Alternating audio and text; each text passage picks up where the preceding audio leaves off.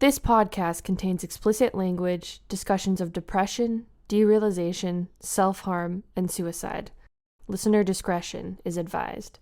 This is episode 2 of a continuing series about a disastrous crime committed by a teenage boy in a California mall in November of 2004. If you are just joining us, please go back and listen to episode 1, Escalator Down, for proper context. We continue now with the first-hand account from Blair Van Auken, best friend of perpetrator Conrad Cliff, after 18 years of silence on the subject.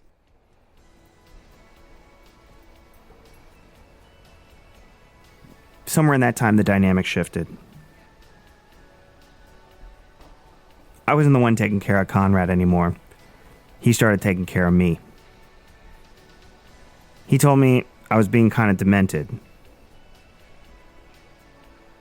I told him I had the big adventure feeling, which felt like a tingling in your spine, like at the back of your neck. And he told me we'd have a better MallWalk if we didn't put it all on one girl. He told me we should just let the mall lead us where it wanted to lead us. And I thought he was right. He convinced me.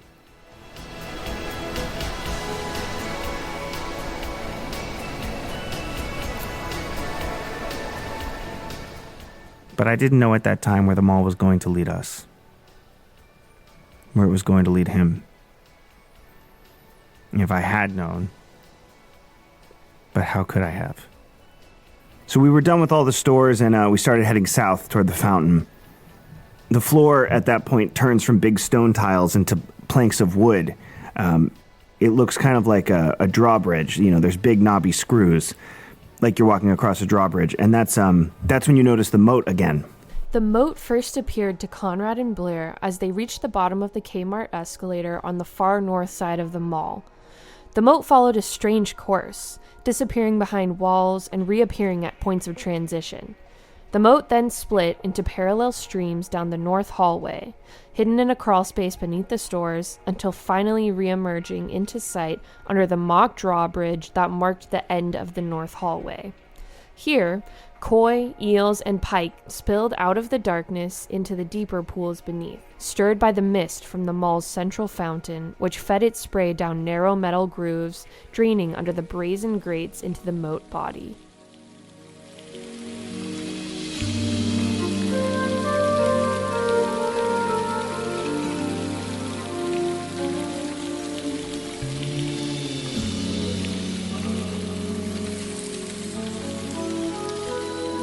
You know, I think that fountain was my platonic ideal for all fountains. Like, all fountains I've seen since, I compare to that fountain. I can remember every detail of it so clearly. It's laid out like a compass. So on each side, it has these big black painted dragon heads, like from a medieval coat of arms. And they pointed with these mosaic letters that said, North Hallway, Carousel. East Hallway, Smoking Section. South Hallway, Bowling Alley. West Hallway, Aquarium.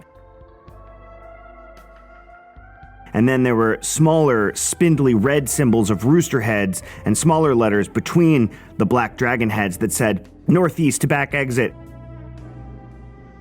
Southeast Food Court. Southwest payphone escalators. Northwest bathrooms. I honestly can't believe I remember this so well. I remember it so clearly. In the middle of it all, it was 3 concentric circles of water spraying up. The middle circle, it was lit up white. And the second circle, on the second one right outside the middle, was lit up blue at the bottom, but turning orange at the top. I'm not sure how they did it. The lights were coming from within the water, but refracting off the water. It was amazing. The last circle, the big one on the outside that surrounded the whole thing, it was bright red. So the whole thing together, it looked like fire. Like water made to look like fire. And it was all in this big cauldron made of clay, the whole thing. And above it, there was a skylight. It wasn't a real skylight. It was LED screen showing just like slate gray and a little bit of blue. So it's like some semblance of a medieval sky. It was a perfect effect. And so it was like as soon as you saw the fountain, you heard your voice go up toward the fake skylight, and you heard your voice echo, and you felt like your echo joined with all the other voices, and all at once, you're a part of something. And in big letters, going around the clay cauldron that held the whole thing, it said, "The Crucible of Creation." That's what the fountain was called. That's where I finally found her. That's where things started to go wrong. I'm Celia Maddox for KGEI Redwood Shores, and this is the second episode of a 6-part series on madness, machines, and melancholy in the mallscape of America. This is MallWalk.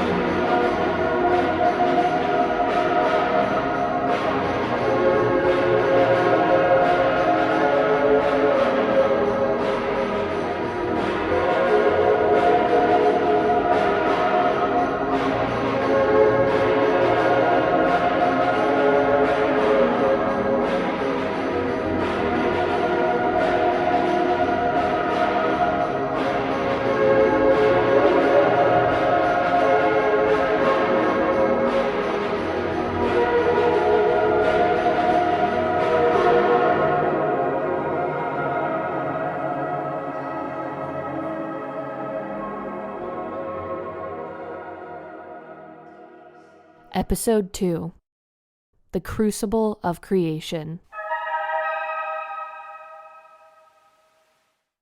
So we headed northwest toward the bathrooms. You always knew what direction you were going when you were near the fountain. As soon as you split off into one of the hallways, it was easier to get lost. I think there were 5 floors. The Royal Galleria had 10 floors, and the ground floor was built against a hillside.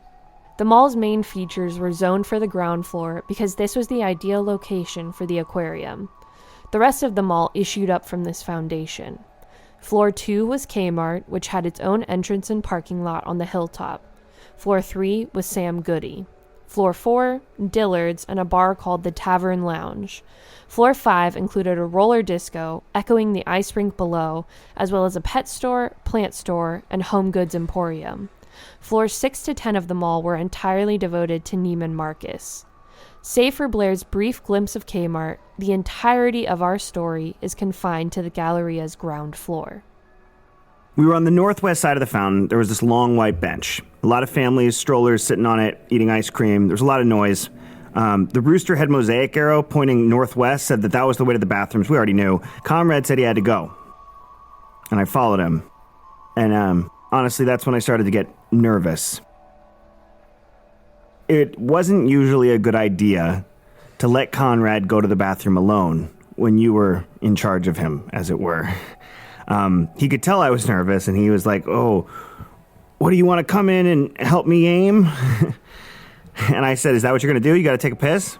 And he said, "What do you think I'm going to do?" But he knew. And I said, "Hey, man, He said, "Just relax.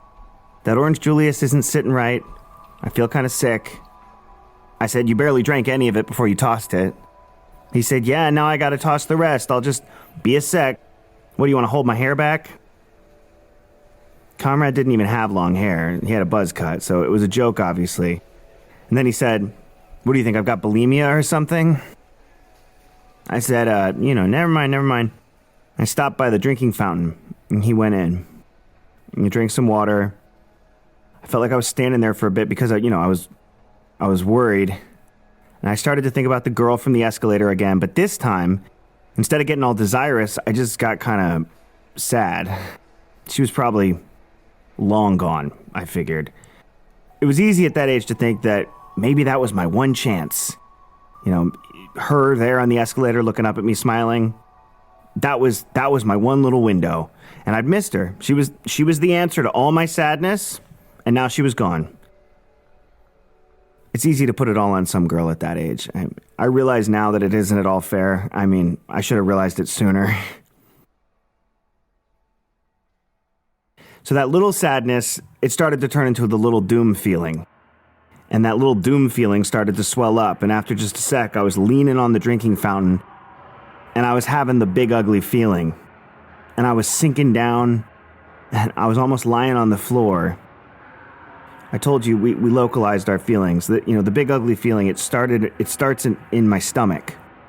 And then it rose up to my throat, and I felt itchy under my skin. And then the feeling was in the air in the mall around me. And the stale smell coming from the food court over on the other side of the fountain. In the walls was coming out of the white tile. Quicksand. And there was a lady looking down at me. She was saying, "Excuse me, sir, my daughter wants to drink from the fountain." Imagine that, I was 14 years old. She was calling me sir. So there were two drinking fountains right there. She could have used the other one, but I guess she knew the one I was leaning on was the colder one. I was down on my knees at that point, just like Conrad had done by the carousel when he threw the Julius. And I think she said something else, but I don't know if she was angry or concerned. I couldn't really hear anymore. Everything was sounding far away. I was getting the grip slip feeling. All the voices were becoming, one big echo, but this time it wasn't like I was a part of it. I felt like I was separate from it. I wasn't a part of anything. I wanted to crawl into the bathroom and look for Conrad, but I was really afraid of what I might find in there. And I felt sure at that moment of what I might find in there. And then I wouldn't have a friend in the world. Like now. But then suddenly Conrad was beside me, and he was grabbing me by the elbow, and he was singing Third Engine by Saves the Day in his whiny voice. He actually had a really good emo voice when he tried. We should have started that band. He lifted me up, and he said, "And I just wanted you to know that every pool of water reminds me of you." He pulled me away to the west side of the fountain. And then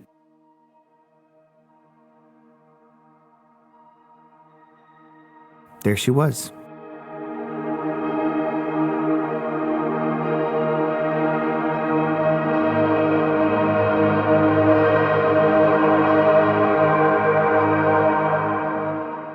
She was sitting at one of the tables.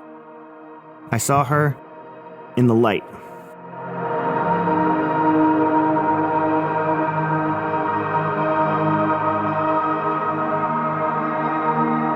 She was even more beautiful than on the escalator. And she was eating a pretzel. And Conrad laughed. He patted me on the back and he said, "It's the end of your quest, dear sir. What the fuck are you gonna do now?"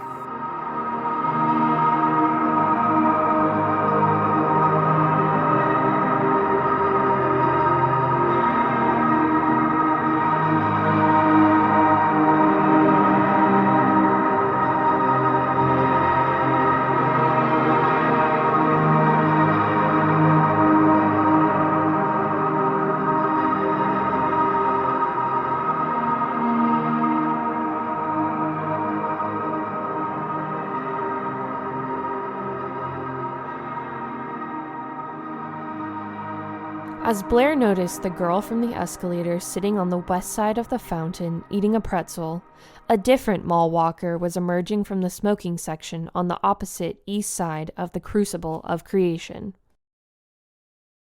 Robert Bevilacqua and his niece Jackie Polvere were emerging from the back patio smoking section. Robert Bevilacqua had previously quit smoking for 20 years, but since the onset of Alzheimer's, though many of his memories had faded, his yin for cigarettes had returned. We figured why not let him smoke at that point? It made him happy. That and the mall. Those were the only things that made him happy those days. This is Jackie Polvere. Now 50 years old, she was 32 on that day in 2004 and was one of the only family members taking on the responsibility of managing her uncle. He got pretty mean those days when he was confused. But I had good memories of him. Some people told me I was making those memories up, that he was never nice, that he'd always been a bastard.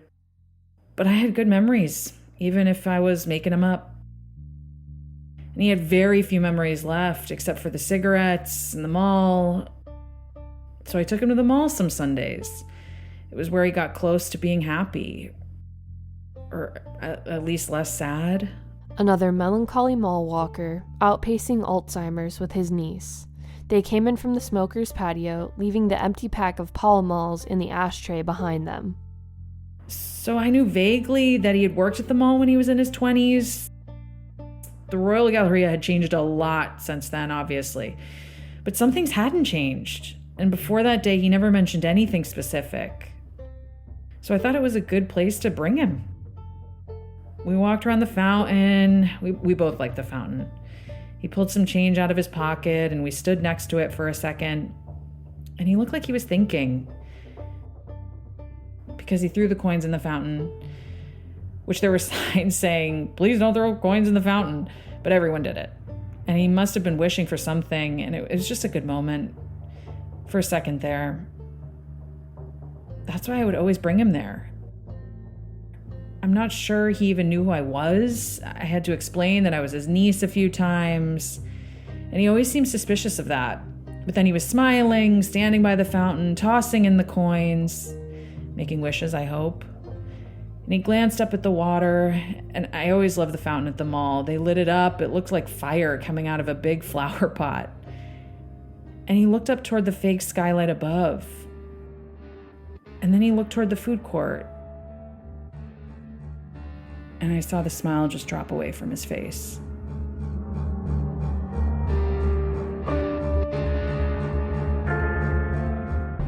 He was staring across everything at the A&W that was at the far south side of the food court. And I started to get worried because of the look on his face. And then he screamed. And he started charging through the food court. The Royal Galleria food court spanned the southeastern flore of the Crucible of Creation compass, arching back into a semicircle. Robert Bevilacqua charged past Panda Express, Panera Bread, La Baguette, Round Table Pizza, past a series of long wooden tables, past McDonald's, Subway, Hot Dog on a Stick, past Cinnabon and Mrs. Fields, and finally to A&W, where he pushed past the people in line, leaned on the counter, and started shouting. I was jogging to keep up with him. And he wasn't really looking where he was going, so he was bumping people. He kept running into the tables. It was so hot in there from all the food getting cooked and all the people. And it was early winter, so they were blasting the heat, and there were no windows. I was sweating and jogging, calling his name, and he finally got to the A&W, and he pushed past everyone in line and started shouting at the girl at the register. And I ran up, I grabbed his arm, and he jabbed me with his elbow hard. And then he pointed at the girl at the register, and he just kept on shouting. At this same moment, 15-year-old Blaze Wilkins, 16-year-old Cole Benson, and 12-year-old Oak Strauss were leaving the bowling alley after losing a local league tournament. They wore matching jackets identifying themselves as the Pinheads. Hungry and in bad spirits from the tournament loss, they headed up the southern hallway and then drifted east into the food court. There, they paused upon seeing Robert Bevilacqua at the A&W counter mid-episode. They watched. They listened. Blaze Wilkins was the first to step forward and get involved. His friends followed after and copied his lead. Uncle Robbie was shouting something about, "Why is everything different? Where are the boys? Where's Charlie? Where's Steve? Where's Lennox?" And that's what I thought. Maybe he used to work here? I knew he used to work at that mall, but I'd never known where exactly. And so it occurred to me, A&W's been around a long time. And this might be where he worked all those years ago. Because he was shouting, "Why is everything different?" And maybe his friends had worked there with him because he was shouting, "Where's Charlie? Where's Steve? Where's Lennox?" And then he was shouting, "Where's my best girl? And she was supposed to meet me after work." And the cashier lady was scared, so I can't really blame her, but she pointed at me and said, "Her?" And he turned and he looked at me, and he looked so angry. And he said, "Not her. I don't know who that lady is." Here I am, 32 years old, and my 75-year-old uncle shouting that I'm an old lady and looking at me all disgusted. And those fucking teenage boys didn't make it any better. They were wearing matching bowling jackets, and they pushed through the crowd. By the way, there was a crowd now, so, just people who had been in line. A lot of people had come around, and a lot of people were watching, and these 3 teenage boys had on their matching jackets. I didn't realize until later that they were a bowling team, and the main boy, Blaze, I didn't find out his name till later. He put a hand on Uncle Robbie's shoulder, and Uncle Robbie turned around. The boy said, "Relax, buddy, it's me, Steve." And then he turned and pointed to his 2 shithead friends, and they stepped forward, and he said, "And there's Charlie, and there's Lennox, we're all here." And I didn't know what the hell they were playing at, but it worked. Uncle Robbie fell forward on the boy, and all 3 of them were wrapped up in a hug, and they were laughing their asses off. And Uncle Robbie said, "It's good to see you boys. I was worried. Why is everything so different?" And the boy said, "Oh, well, there's been a big fire and the whole place burnt down." And Uncle Robbie believed them. He looked scared. And he said, "But what happened to my best girl? She was supposed to meet me here after work." And all 3 of those boys, they grabbed him. They said, "We got to go find her." They dragged him away. And I tried to grab him, but he jabbed at me with his elbow again. And I tried to shout at them. I said, "What the hell are you guys playing at?" But they just kept dragging him.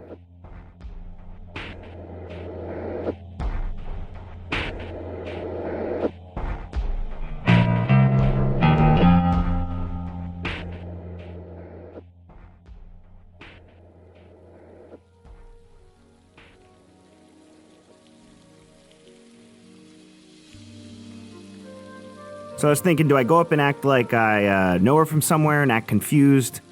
But if I do that, what do I do next? Or do I just go up and ask her what school she goes to? I was sweating. My hands were shaking. I was thinking, should I just leave her alone? But Conrad had his hand on my back, and he said, "Don't just spend your whole life dreaming." He was sort of pushing me forward a little bit. And so without any kind of plan, I just started walking toward her. And then, well, these boys and this old man and this lady running after them came up from around the southern side of the fountain, and they were shouting and going on, and I could tell something was wrong.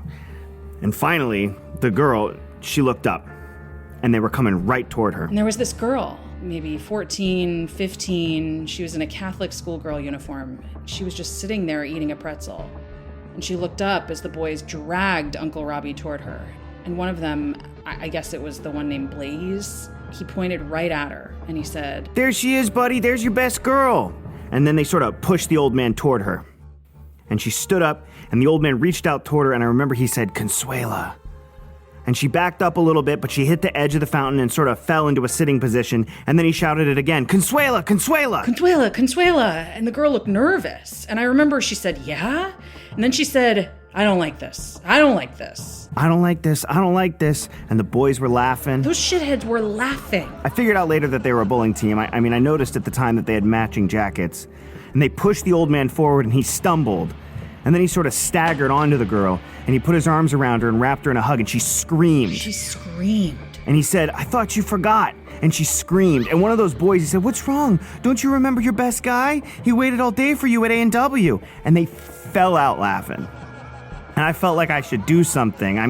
I felt this mist from the fountain all over my face, but it felt hot like steam. And then Conrad, whose hand was still on my back, shoved me forward.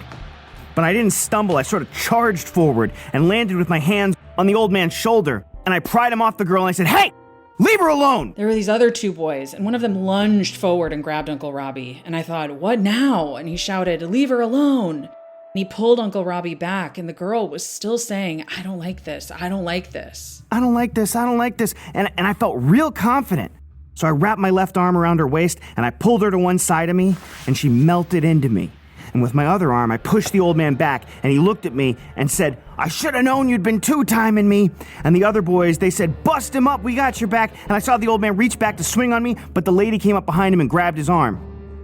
And Conrad ran up behind me, and he put himself between me and the old man. And the girl was behind me, and the other 3 kids in the bowling jackets started to press in, and Conrad shouted, "I'll knock you all down!" Remember, Conrad was big. He meant it. And then one of the kids, it was weird. They must have known him from somewhere. They must have known Conrad from somewhere, which was weird because I really thought that Conrad and I only hung out with each other. I started to get what we call the faraway feeling. It's like slip grip, but it's different. It's not quite as negative. It's like I was looking at myself from a distance, like I was controlling my body still, but with a remote. And one of them grabbed Conrad's arm and said, show us your tattoos.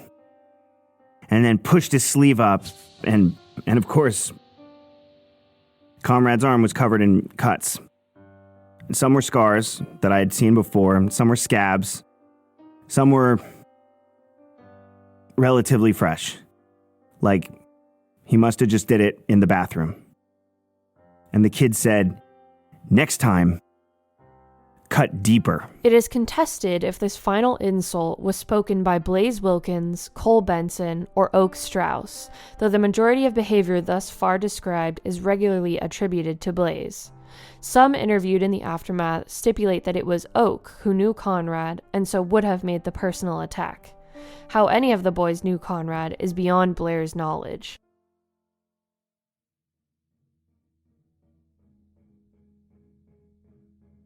I saw half a pretzel flying past me through the air, and it hit one of the kids right in the face, the one who grabbed Conrad. He let go. He stumbled back. I turned, and the girl from the escalator, she was already charging past me. She'd thrown the pretzel right at them, and she was shouting. What was she shouting? I think she was shouting like, I know you, I know your brother, I know you guys. I think she said like, my cousin knows you guys, he'll beat the brakes off your ass.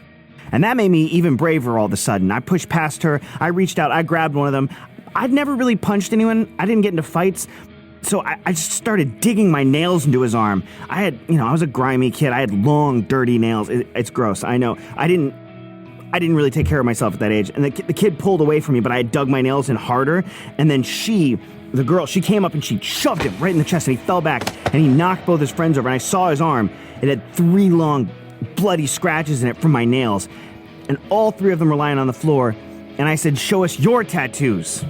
And she laughed. She thought that was funny. And they all 3 got up, and Comrade was next to us now, and he was taller than both of us. He was laughing too. He'd rolled his sleeve back down. He was laughing too, but those kids turned around and ran back toward the food court. I saw the back of their jackets were all matching. The pinheads. I managed to pull Uncle Robbie back somehow, and he was shouting, Consuela, Consuela. And then he started coughing like crazy. And he started to crumple up, and I sat him down on the white bench that ran along the fountain. And the 2 boys who were left, they asked if he was okay, and I just waved them away. I asked Conrad if he was okay. He looked past me toward the girl, and she asked us, what was that?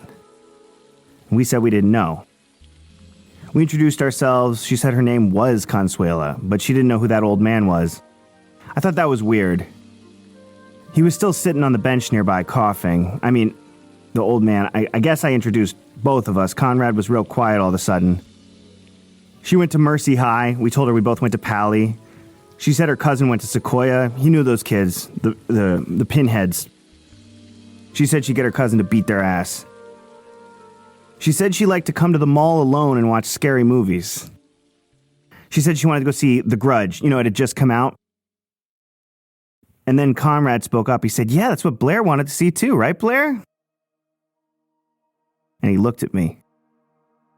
And he smiled. He was my best friend. He was my only friend.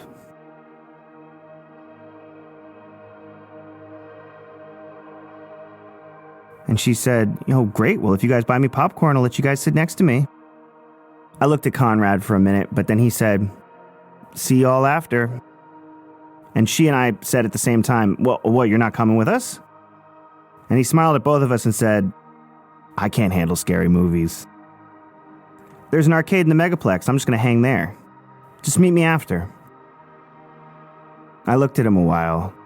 She was tugging on my shoulder, but I still looked at him. I said, are you sure, bro? He nodded. I gave him a hug. He still smelled like cucumber melon from the body shop.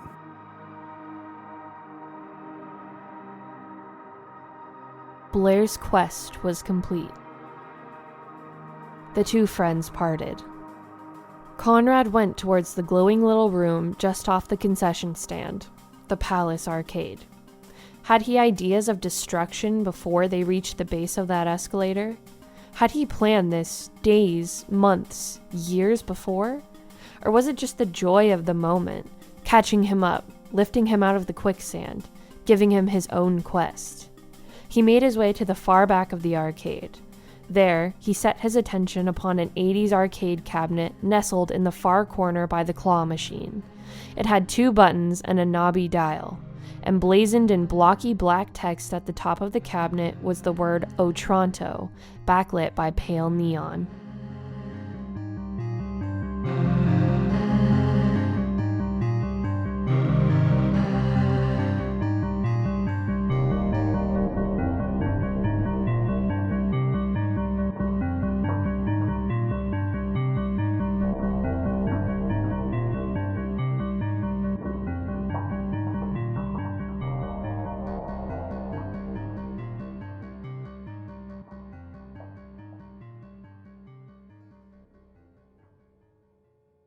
Meanwhile, Jackie Polvere had successfully led her Uncle Robbie around the fountain, past the bathrooms, past the megaplex, past the north hallway shops, and toward the northeast double doors marked by a big orange exit sign. We'd never left through the back exit before. It was strangely bright. We were just in this wide, empty parking lot. Actually, it was just asphalt. Cracked in spots by, roots and sand. Not a car in it. And I tried to go back into the mall, but the door had locked behind us, so I held his arm and I led him across the cracked asphalt. I was terrified he might fall. And I didn't know which way to go find my car. And then the wind picked up and started whipping dust at us. And we closed our eyes. I remember feeling it cut my face. The dust. All this dust.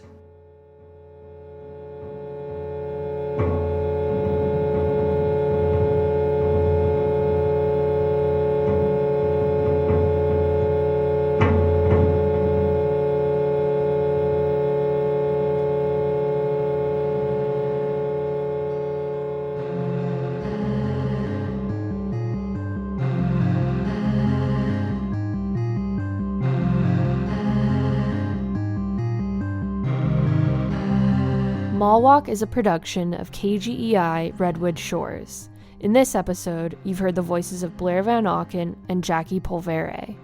Music for this episode is by Cat System Corp, Harry Gibbons, Trevor Brandt, Disconscious, KG Hino, and 9 Inch Nails. For episodes, show notes, and a complete track listing, visit our website, mallwalkpodcast.com. Continue the mall walk with us. Let the story unfold at the pace of 2 wanderers. Meet us back in the megaplex, in the dark of the theater with Blair and Consuela, and in the lobby at the Palace Arcade, as Conrad takes his next step toward madness in Episode 3, Otranto.